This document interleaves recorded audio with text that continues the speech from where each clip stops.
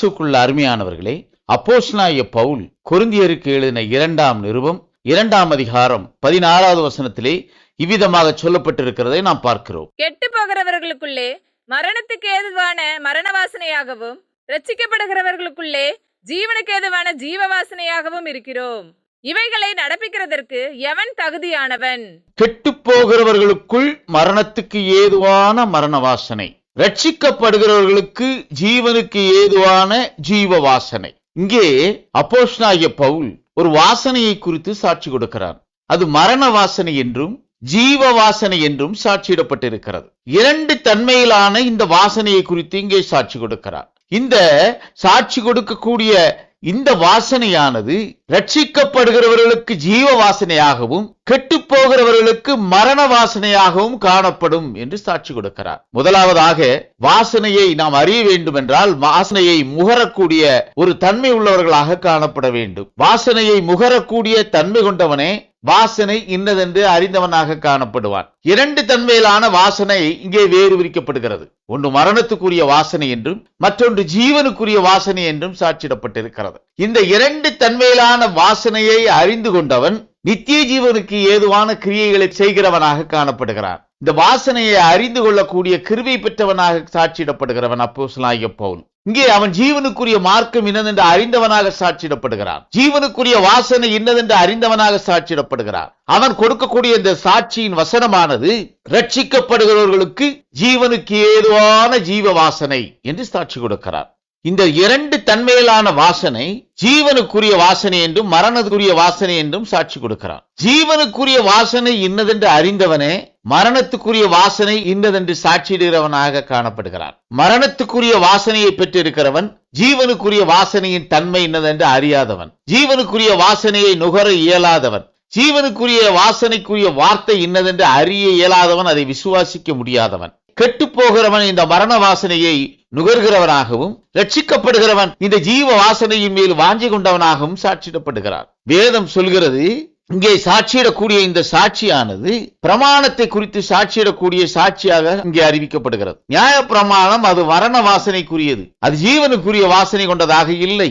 ஏனென்றால் எழுத்து கொள்கிறது என்று சாட்சி கொடுக்கிறார். அப்போஸ்தலனாகிய பவுல் கொரிந்தியருக்கு எழுதின 2ஆம் நிருபம் 3ஆம் அதிகாரம் 6வது வசனத்திலே இவ்விதமாக சொல்லப்பட்டிருக்கிறதை நாம் பார்க்கிறோம். புது உடன்படிக்கையின் ஊழியக்காரராய் இருக்கும்படி அவரே எங்களை தகுதி உள்ளவர்களாக்கினார். அந்த உடன்படிக்கை எழுத்துக்குரியதாய் இராமல் ஆவிக்குரியதாய் இருக்கிறது. எழுத்து கொள்ளுகிறது, ஆவியோ உயிர்ப்பிக்கிறது. எழுத்து கொள்கிறது, ஆவியோ உயிர்ப்பிக்கிறது. இந்த எழுத்து மரண வாசனையை கொடுக்கிறதாக சாட்சி கொடுக்கிறார். இந்த நியாயப்பிரமாணமானது மரணத்துக்குரிய வாசனையை கொடுக்கிறதாக காணப்படுகிறது. ஏனென்றால் ஜீவனுக்குரிய வாசனை இன்னதென்று அறிந்தவன் அப்போஸ்தலனாகிய பவுல். ஜீவனுக்குரிய வாசனை இன்னதென்று அறிந்தபடியினால் அவன் மரணத்துக்குரிய வாசனையை குறித்து சாட்சி கொடுக்கிறார். நியாயப்பிரமாணம் மரணத்துக்குரிய வாசனையாக இருக்கிறது, எழுத்தானது கொள்ளுகிறதாக இருக்கிறது, ஆவியோ உயிர்ப்பிக்கிறது என்று சாட்சி கொடுக்கிறார். இந்த எழுத்து நியாயப்பிரமாணத்தை குறித்து சொல்லப்பட்டிருக்கிறது. நியாயப்பிரமாணம் மரணத்தை கொடுக்கக்கூடிய ஒரு பிரமாணம். நியாயப்பிரமாணத்தின் கிரியை ஒரு மனிதனை நீதிமான் ஆக்காது என்று வேதம் சாட்சி கொடுக்கிறது. நீதிமான் ஆக்காத ஒரு கிரியை அது மரணத்தை கொடுக்கக்கூடிய மரண வாசனை. அந்த மரண வாசனை நியாயப்பிரமாணம் தன்னகத்தை கொண்டிருக்கிற வாசனையாக சாட்சியிடப்பட்டிருக்கிறது. அந்த மரண வாசனையை நுகர்ந்தவர்களாக, அந்த மரண வாசனையின் மீது நாட்டம் கொண்டவர்களாக இஸ்ரவேலர்கள் காணப்பட்டார்கள். அவர்கள் கிறிஸ்துவை விசுவாசிக்கவில்லை, அவர்கள் ஜீவனுக்குரிய கிரியைகளை ஏற்றுக்கொள்ளவில்லை, அவர்கள் ஜீவனுக்குரிய வாசனை என்னதென்று அறியாதிருந்தார்கள். அவர்கள் மரண வாசனையின் மீது பற்று கொண்டவர்களாக இருந்தார்கள். அவர்கள் தாங்கள் பற்றி கொண்டிருக்கிற அந்த வாசனை தங்களுக்கு ஜீவனை கொடுக்காது, தங்களுக்குள்ளாக மரணத்தை உண்டாக்கும் என்பதை அறியாதிருந்தவர்களாக சாட்சியிடப்படுகிறார்கள். மோசேயினுடைய ஊழியத்தை குறித்து பவுல் சாட்சி கொடுக்கிறார். 2 கொரிந்தியர் 3ஆம் அதிகாரம் 9வது வசனத்தில் இதை பார்க்கிறோம். ஆக்கினை தீர்ப்பு கொடுக்கும் ஊழியம் மகிமையுள்ளதா இருந்தால் நீதியை கொடுக்கும் ஊழியம் அதிக மகிமையுள்ளதா இருக்குமே. ஆக்கினை தீர்ப்பு கொடுக்கும் ஊழியம் என்று சாட்சி கொடுக்கிறார். இந்த மரண வாசனையானது ஆக்கினை தீர்ப்பை கொடுக்கக்கூடிய ஒரு ஊழியத்தை செய்யக்கூடிய அந்த பிரமாணத்தின் ஊழியமாக சாட்சியிடப்பட்டிருக்கிறது. அந்த ஊழியம் மோசேயினுடைய ஊழியம் என்று சாட்சியிடுகிறார். அந்த மோசேயினுடைய ஊழியத்தை செய்து கொண்டிருக்கக்கூடிய ஆசாரியர்கள் மரணத்துக்கு ஏதுவான வாசனையை கொடுக்கக்கூடிய அந்த ரட்சிக்க திராணி இல்லாத அந்த பிரமாணத்தை பற்றி கொண்டவர்களாக சாட்சியிடப்படுகிறார்கள். அது ஆக்கினையை கொடுக்கக்கூடிய ஊழியம். இங்கே 2 தன்மையிலான ஊழியம் அப்போஸ்தலனாகிய பவுல் சாட்சி கொடுக்கிறார். ஒன்று ஆக்கினை தீர்ப்பு கொடுக்கும் ஊழியம், மற்றொன்று நீதியை கொடுக்கும் ஊழியம். ஆக்கினை தீர்ப்பு கொடுக்கும் ஊழியம் நியாயப்பிரமாண ஊழியம். அது மோசேயின் மூலமாக அனுப்பப்பட்ட ஊழியம். மோசேயின் மூலமாக அனுப்பப்பட்ட போது நியாயப்பிரமாணம் ஜீவனுள்ளதாக இருந்தது. நியாயப்பிரமாணத்தின் ஊழியம் ஜீவனுக்குரிய வாசனை கொண்டதாக இருந்தது. நியாயப்பிரமாணத்தை மீறுதல் பாவம் என்று வேதம் சாட்சி கொடுக்கிறது. நியாயப்பிரமாணம் இஸ்ரவேலர்கள் நடக்க வேண்டிய வழியையும் அவர்கள் செய்ய வேண்டிய காரியத்தையும் அவர்களுக்குள்ளாக தெரியப்படுத்தினது. யாத்திராகமம் 18ஆம் அதிகாரம் 20வது வசனத்திலே நாம் பார்க்கிறோம். கட்டளைகளையும் பிரமாணங்களையும் அவர்களுக்கு வெளிப்படுத்தி அவர்கள் நடக்க வேண்டிய வழியையும் அவர்கள் செய்ய வேண்டிய காரியத்தையும் அவர்களுக்கு தெரியப்படுத்தும்.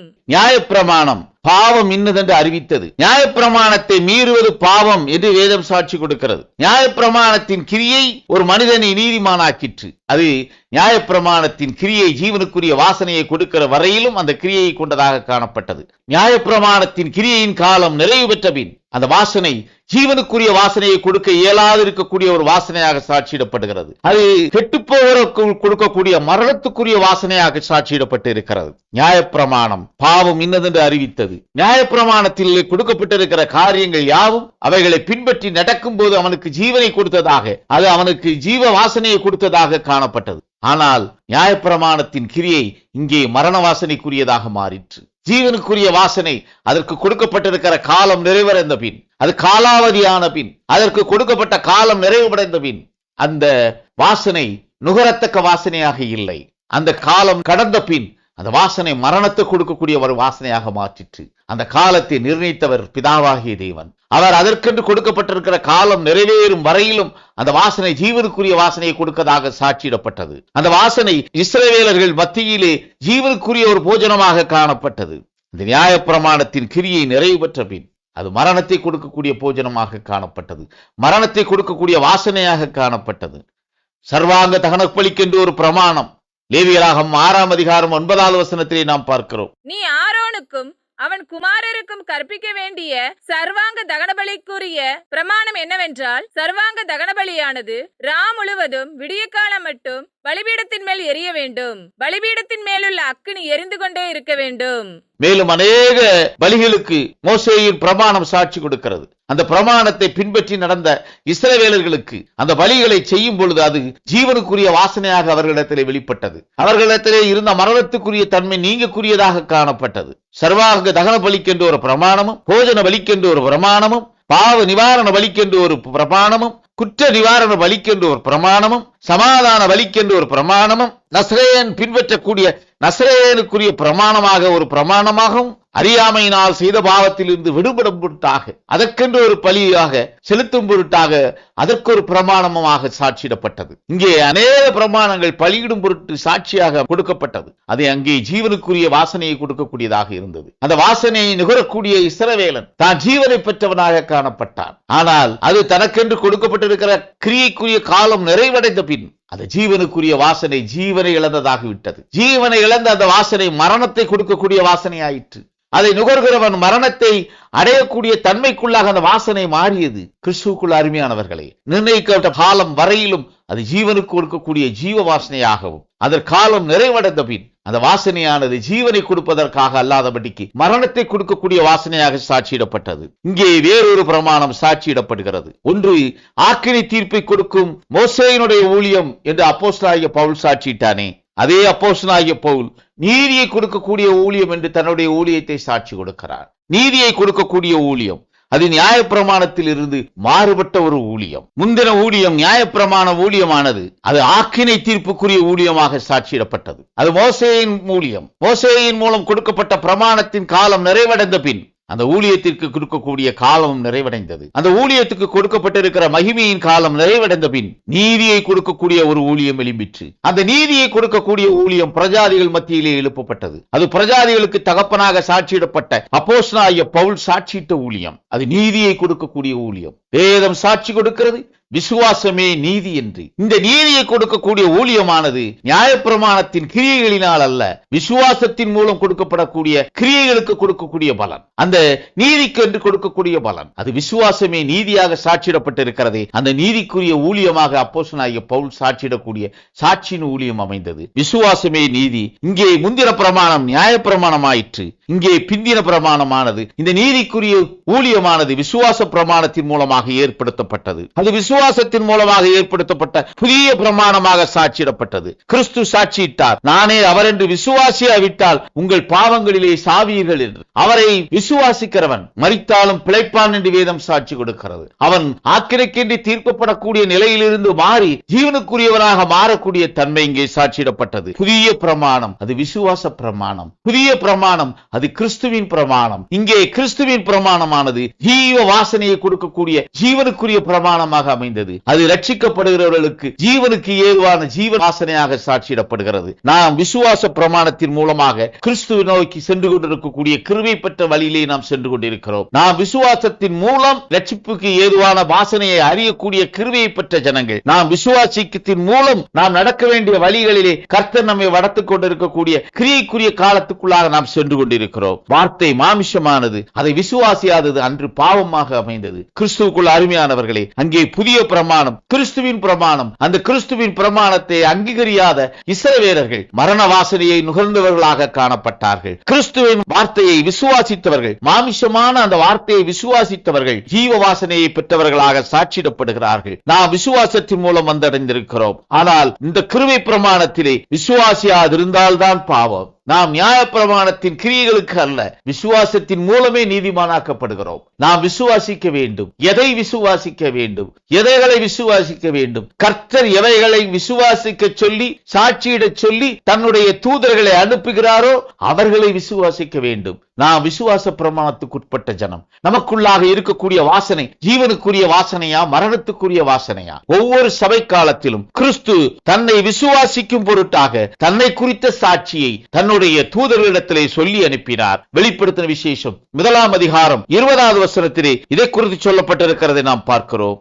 என் வலது கரத்தில் நீ கண்ட 7 நட்சத்திரங்களின் ரகசியத்தையும் 7 பொன் குத்துவிளக்குகளின் ரகசியத்தையும் எழுது. அந்த 7 நட்சத்திரங்களும் 7 சபைகளின் தூதர்களாம். நீ கண்ட 7 குத்துவிளக்குகளும் 7 சபைகளாம். அவர் அனுப்பின அந்த தூதர்களை ஏற்றுக்கொண்டவர்கள், 7 சபைக்குரிய தூதர்களை விசுவாசித்தவர்கள், அவர்கள் ஜீவனுக்குரியவர்களாக ஜீவனுக்குரிய வாசனையை பெற்றவர்களாக சாட்சியிடப்படுகிறார்கள். கிறிஸ்து விசுவாசத்தின் மூலம் நம்மை ரட்சிக்க ஏதுவாக இருக்கிறார். கிறிஸ்து கிரியைகளில் அல்ல, விசுவாசத்தின் மூலம் நமக்கு கிருபையை கொடுத்திருக்கிறார். நாம் கிருபையை விசுவாசத்தின் மூலம் பெற்றிருக்கிறோம். அந்த கிருபையை நிறைவு பெறும் பொருட்டாக நாம் விசுவாசத்திலே பூரணம் உள்ளவர்களாக காணப்பட வேண்டும். அந்த பூரணத்தின் தன்மை எதை வெளிப்படுத்துகிறது? அவர் அனுப்புகிறவரை விசுவாசிப்பதே ஜீவனுக்கு ஏற்ற கிரியை என்று வேதம் சாட்சி கொடுக்கிறது. அவர் அனுப்புகிறவரை விசுவாசிப்பதே அந்த கிரியைக்குரிய காரணியாகும். நாம் அவர் அனுப்பிய தூதர்களை விசுவாசிக்கும் பொழுது, அவருடைய கரத்திலிருந்து அனுப்பப்பட்ட நட்சத்திரங்களை விசுவாசிக்கும் போது நாம் ஜீவ வாசனையை பெற்றவர்களாக, அதை அறியக்கூடிய தன்மை கொண்டவர்களாக காணப்படுவோம். அல்லாதபடிக்கு நாம் கெட்டு போகிறவர்களுக்கு ஏதுவான மரண வாசனைக்குரியவர்களாகவே காணப்படுவோம். ஏனென்றால் நாம் கிரியைகளினால் அல்ல, கிருபையினால் ரட்சிக்கப்பட்டிருக்கிறோம். அந்த கிருபை நாம் வைக்கக்கூடிய விசுவாசத்தின் மூலம் நமக்கு கொடுக்கப்பட்டிருக்கிறது. நமக்கு அருளப்பட்டிருக்கிறது விசுவாச பிரமாணம். அவர் அனுப்புகிற தூதர்களை விசுவாசிப்பதே, அவர் கரத்திலிருந்து அனுப்பப்பட்ட சபை தூதர்களை விசுவாசிப்பதே கிறிஸ்தவர்களாகிய நமக்கு ஜீவனுக்குரிய வாசனையை கொடுக்கக்கூடிய காரணியாக அமைகிறது என்று வேதம் சாட்சி கொடுக்கிறது. நாம் இப்பொழுது ஜீவிக்கக்கூடிய காலம் 7 சபை காலங்களும் நிறைவு பெற்றிருக்கக்கூடிய காலம். 7 சபை காலங்களுக்குரிய கிரியைகளும் நிறைவு பெற்றிருக்கக்கூடிய காலம். இப்பொழுது நாம் ஜீவித்துக் கொண்டிருக்கக்கூடிய காலம். இப்பொழுது எவைகள் நிகழும் என்று வெளிப்படுத்தின விசேஷத்திலே அப்போஸ்தலனாகிய யோவானுக்கு கர்த்தர் வெளிப்படுத்தி காட்டினாரோ அவைகளெல்லாம் நிகழ வேண்டும். வெளிப்படுத்தின விசேஷம் 4 அதிகாரம் 1வது வசனத்திலே நாம் பார்க்கிறோம். இவைகளுக்கு பின்பு இதோ பரலோகத்தில் திறக்கப்பட்டிருந்த ஒரு வாசலை கண்டேன். முன்னே எக்காலம் சத்தம் போல என்னுடனே பேச நான் கேட்டிருந்த சத்தமானது, இங்கே ஏறி வா, இவைகளுக்கு பின்பு சம்பவிக்க வேண்டியவைகளை உனக்கு காண்பிப்பேன் என்று விளம்பினது.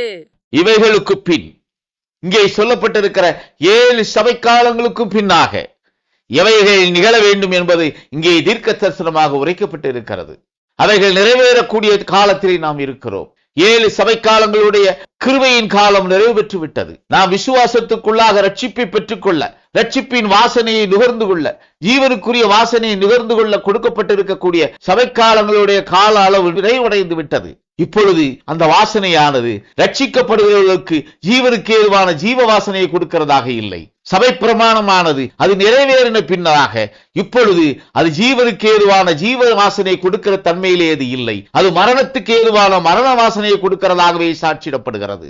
சபை காலங்கள் நிறைவு பெற்ற பின் கர்த்தர் தன்னுடைய தூதர்கள் மூலமாக கொடுக்கப்படக்கூடிய சாட்சி நிறைவடைந்த பின், சபைக்காலம் நிறைவடைந்த பின் எவைகள் நிகழ வேண்டும், அவைகள் நிகழக்கூடிய காலத்துக்குள்ளாக நாம் இப்பொழுது ஜீவித்துக் கொண்டிருக்கிறோம். வெளிப்படுத்துகிற விசேஷம் 18ஆம் அதிகாரம் 4வது வசனத்திலே நாம் பார்க்கிறோம். பின்பு வேறொரு சத்தம் வானத்திலிருந்து உண்டாக கேட்டேன். அது, என் ஜனங்களே, நீங்கள் அவளுடைய பாவங்களுக்கு உடன்படாமலும் அவளுக்கு நேரிடும் வாதைகளில் அகப்படாமலும் இருக்கும்படிக்கு அவளை விட்டு வெளியே வாருங்கள். இங்கே வேறொரு சத்தம் வானத்திலிருந்து உண்டாக கேட்டேன் என்று அப்போஸ்தலனாகிய யோவானுக்கு சாட்சியிடக்கூடிய சாட்சியை நாம் பார்க்கிறோம். யோவான் கொடுக்கக்கூடிய இந்த சாட்சியானது வானத்திலிருந்து உண்டாக கேட்ட அந்த சத்தம், அது வானத்திலிருந்து உண்டாக கேட்ட சத்தம். அது இந்த பூமியிலே இதுவரையும் அறிவிக்கப்படாத ஒரு சத்தம். அது கர்த்தருடைய சமூகத்திலிருந்து அனுப்பப்பட்ட தூதனை கொண்டு அறிவிக்கப்படக்கூடிய ஒரு சத்தம். அந்த சத்தம் சாட்சி கொடுக்கிறது, அவளுடைய பாவங்களுக்கு உடன்படாதே என்று, அவளுக்கு நேரிடக்கூடிய பாதைகளிலே அகப்படாதே என்று அவரை குறித்து வெளியே வரும்படியாக கொடுக்கக்கூடிய சாட்சி. ஜீவனுக்குரிய வாசனையாக இது சாட்சியிடப்பட்டிருக்கிறது. 7 சபை காலங்களுடைய தன்மைகளும் நிறைவேறின பின் அங்கே ஜீவனுக்குரிய வாசனையை கொடுக்கக்கூடிய தன்மையிலே அந்த சபை பிரமாணங்கள் அமைகிறதில்லை. எப்படி மோசேயினுடைய பிரமாணமானது அது மரணத்துக்கு ஏதுவான மரண வாசனையை கொடுக்கக்கூடிய பிரமாணமாக அமைந்ததோ, அதே போல சபை பிரமாணம் நிறைவடைந்த பின் சபைக்குரிய பிரமாணங்கள் மரண வாசனையை கொடுக்கக்கூடிய பிரமாணமாகவே சாட்சியிடப்பட்டிருக்கிறது. அந்த மரண வாசனையிலிருந்து வெளிவர வேண்டும் என்றால் ஜீவனுக்குரிய வாசனை இன்னதென்று அறிந்தவராக காணப்பட வேண்டும். ஜீவனுக்குரிய வாசனையை பெற்றுக் கொண்டிருக்கிறவன் மரண வாசனை இன்னதென்று அறிந்து கொள்வான். ஜீவனுக்குரிய வார்த்தை இன்னதென்று அறிந்து கொண்டவன் மரணத்துக்குரிய வார்த்தை இன்னதென்று அறிந்து கொள்வான். ஜீவனுக்குரிய பிரமாணத்தை அறிந்து கொண்டவன் மரணத்துக்குரிய பிரமாணம் இன்னதென்று அறிந்து கொள்வான். நாம் முகரக்கூடிய அந்த முகர்வு ஜீவ வாசனையை முகரக்கூடிய முகர்வாக காணப்படுமே. ஆனால் நாம் நித்திய ஜீவனுக்குள்ளாக கடந்து செல்லக்கூடிய கிருபை பெற்றவர்களாக காணப்படுவோம். நாம் விசுவாசத்தின் மூலமாகவே கிறிஸ்துவுக்குள்ளாக இணைக்கப்பட்டிருக்கிறோம். விசுவாச பிரமாணமே நமக்கு நித்திய ஜீவனை கொடுக்கக்கூடிய பிரமாணமாக சாட்சியிடப்பட்டிருக்கிறது. நாம் வைக்கக்கூடிய விசுவாசம் ஜீவனுக்குரிய வார்த்தையிலா, மரணத்துக்குரிய வார்த்தையிலா, நிறைவேறின வார்த்தையிலா, சாட்சியிடப்படக்கூடிய சாட்சியின் வார்த்தையிலா, நாம் சாட்சியின் வார்த்தைக்குள்ளாக நாம் வழிநடத்தப்பட தேவ சமூகத்தை நம்மை ஒப்புக் கொடுப்போம். கர்த்தர் பெரிய காரியங்களை செய்து நம்ம வழி நடத்துவார். ஆமென், ஆமென், ஆமென்.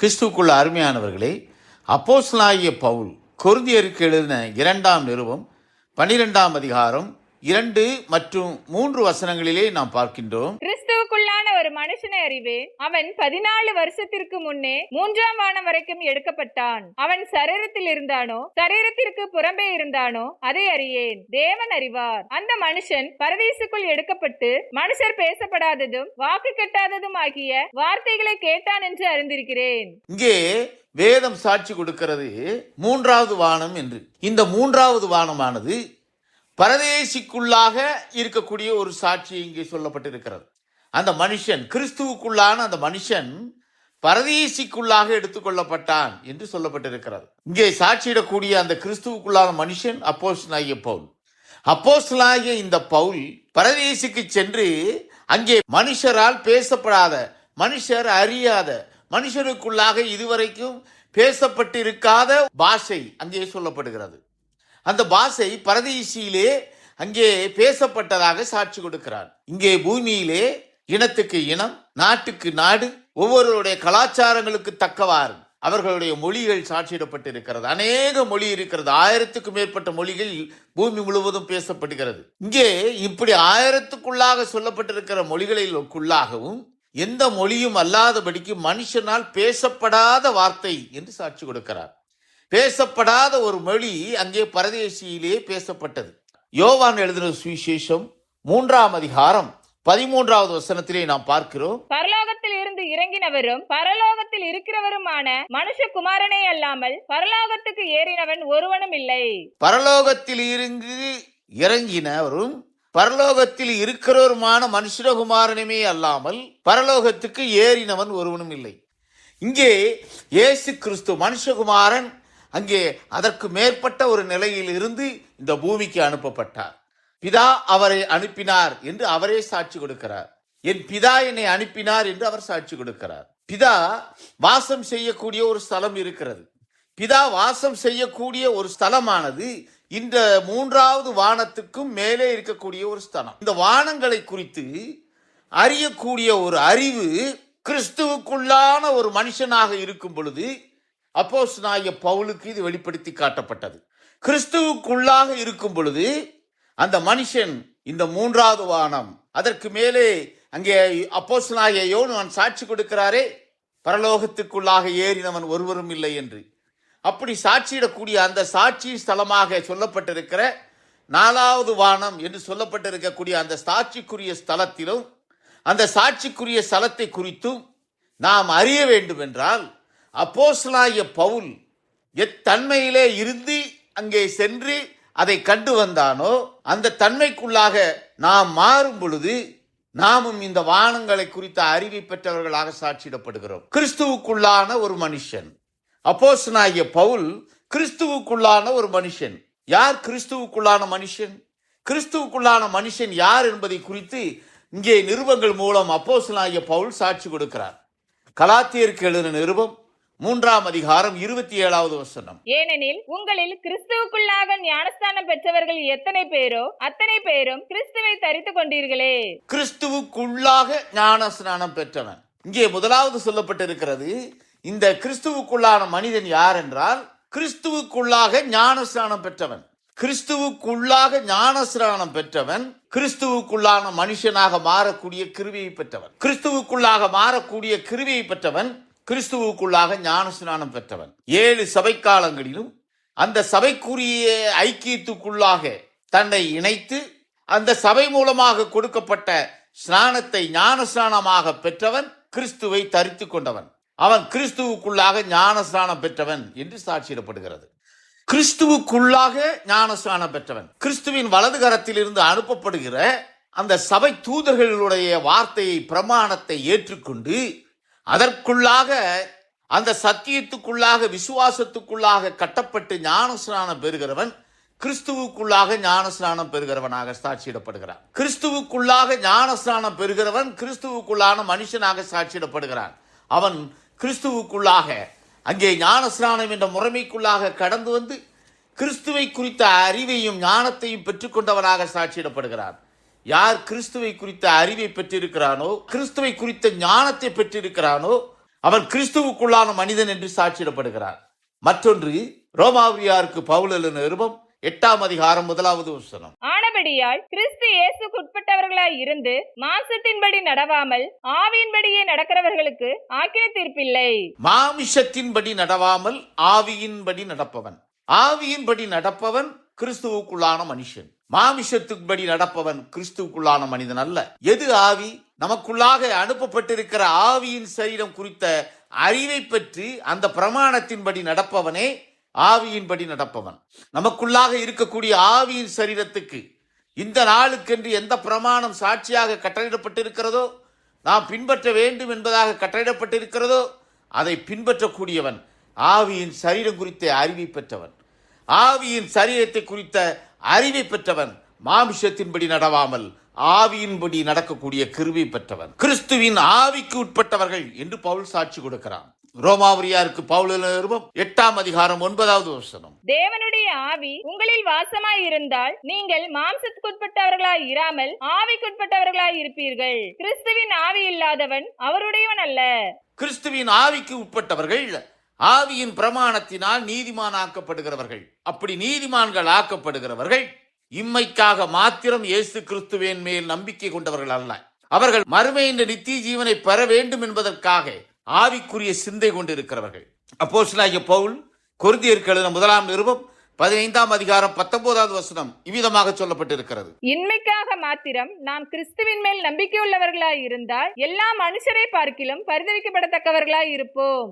இந்த கிறிஸ்துவுக்குள்ளான மனுஷன் இம்மைக்காக மாத்திரம் கிறிஸ்துவின் மேல் நம்பிக்கை கொண்டவன் அல்ல. அவன் இம்மைக்காக இயேசு கிறிஸ்துவை தேடுகிறவன் அல்ல. இம்மைக்காக தேடுகிறவன் பரிதவிக்கப்படத்தக்கவன் என்று சாட்சியிடப்பட்டு இருக்கிறது.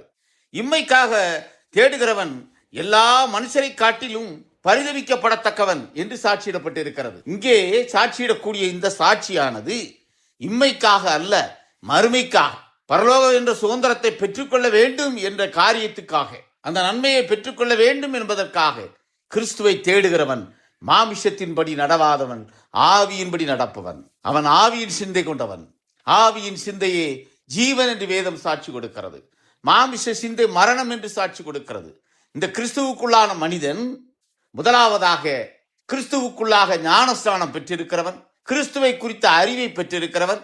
இரண்டாவதாக இங்கே சொல்லப்பட்டிருக்கிறது மாமிசத்தின்படி நடவாமல் ஆவியின்படி நடப்பவன். மூன்றாவதாக ரோமாபுரியாருக்கு பவுல் 5ஆம் அதிகாரம் 1வது வசனம். இவ்விதமாக நாம் விசுவாசத்தினாலே நீதிமான்களாக்கப்பட்டிருக்கிறபடியால் நம்முடைய கர்த்தராகிய இயேசு கிறிஸ்து மூலமாய் தேவனிடத்தில் சமாதானம் பெற்றிருக்கிறோம். விசுவாசத்தினாலே நீதிமானாக்கப்பட்டவன். கிறிஸ்துவுக்குள்ளான மனிதன் யார்? அவன் விசுவாசத்தினாலே நீதிமானாக்கப்பட்டவன்.